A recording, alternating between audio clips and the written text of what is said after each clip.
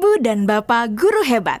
Kali ini, Ibu Bapak akan melihat sebuah contoh situasi pembelajaran bersama Ibu Derana, guru biologi SMA kelas 10.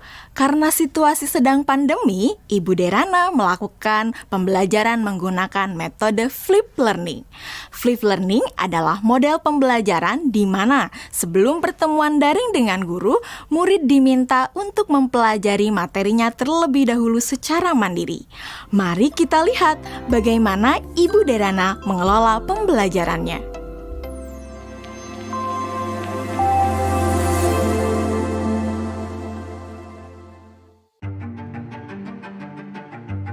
Sebelum mengajar, beberapa hari sebelumnya, Ibu Derana tentu melakukan persiapan terlebih dahulu. Dalam tahap ini, Ibu Derana benar-benar memastikan bahwa ia memahami tujuan pembelajaran yang ia ingin murid-muridnya capai.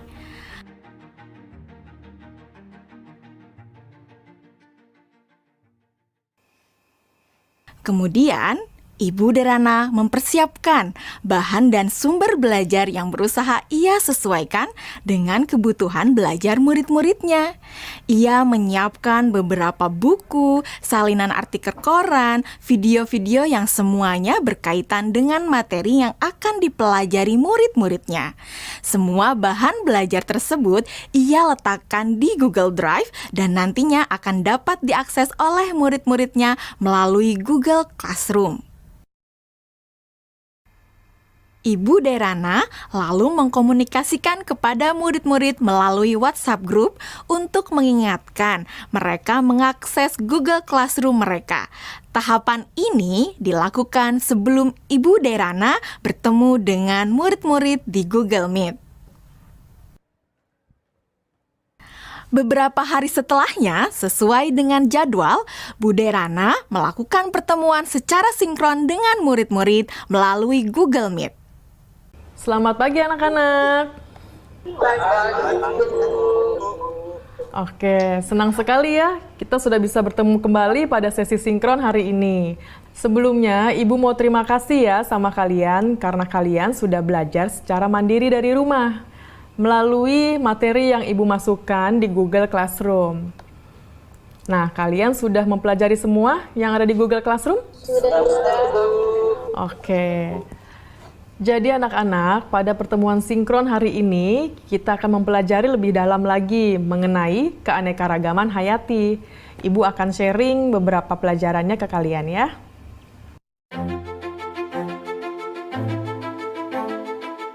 Nah, anak-anak, sekarang Ibu ada pertanyaan. Jawab pertanyaan dari Ibu ini ya. Tingkat keanekaragaman hayati mana yang paling penting dilindungi terlebih dahulu? Mengapa demikian? Keanekaragaman hayati karena ada sumber daya alam tersebut sudah dipastikan lebih terjamin, Bu. Kesehatannya juga fungsinya juga sumber daya alam hayati ini juga lebih sering digunakan dibandingkan dengan sumber daya alam non hayati karena lebih terjamin. Seperti itu, Bu, jawaban dari saya. Oke, jawabannya bagus sekali itu ya. Itu lengkap banget jawabannya. Yang lain sudah mendengarkan dan sudah memahami apa jawaban dari Dwi Melati? Sudah, Bu. Oke, sekarang kita lanjut ke pertanyaan selanjutnya ya anak-anak ya. Kapan terancamnya keanekaragaman hayati ekosistem dapat mengancam keanekaragaman hayati spesies dan genetis? Dan kenapa jawabannya seperti itu? Kalian bisa menjawab pertanyaannya melalui kolom chat ya.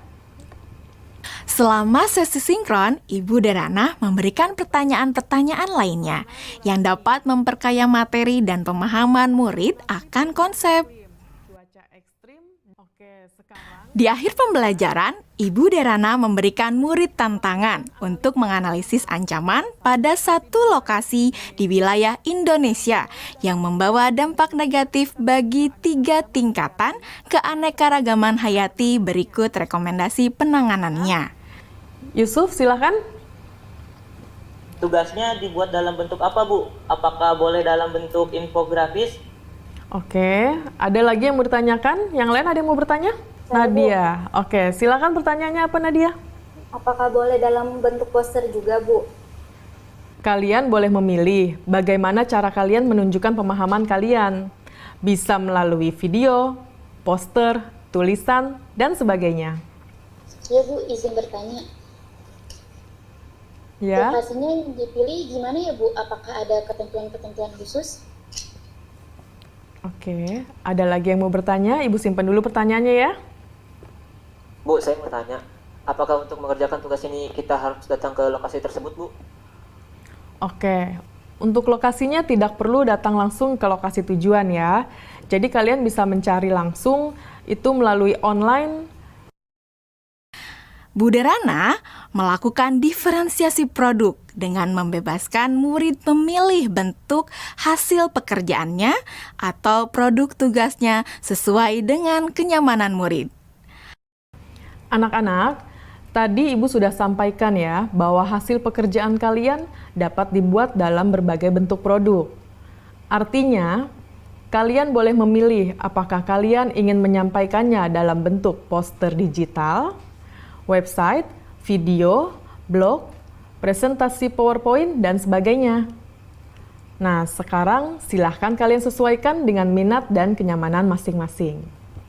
Namun demikian, kalian harus memperhatikan bahwa yang akan Ibu nilai adalah apakah kalian dapat menganalisis ancaman pada satu lokasi di wilayah Indonesia yang membawa dampak negatif bagi 3 tingkatan keanekaragaman hayati. Berikut rekomendasi penanganannya. Jadi, poin-poin kriteria yang akan dinilai akan berkaitan dengan hal tersebut. Nah, agar kalian bisa memahami dengan jelas tentang kriteria penilaiannya, mari kita diskusikan kriteria penilaian tersebut bersama-sama ya. Bagaimana? Setelah anak-anak jelas dengan kriteria penilaiannya, maka kemudian Ibu Derana meminta anak-anak untuk bekerja secara asinkron.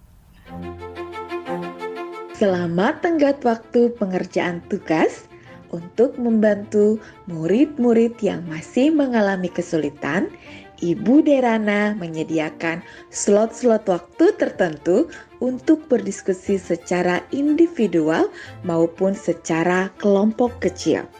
Saya ingin konsultasi, Bu. Iya, boleh.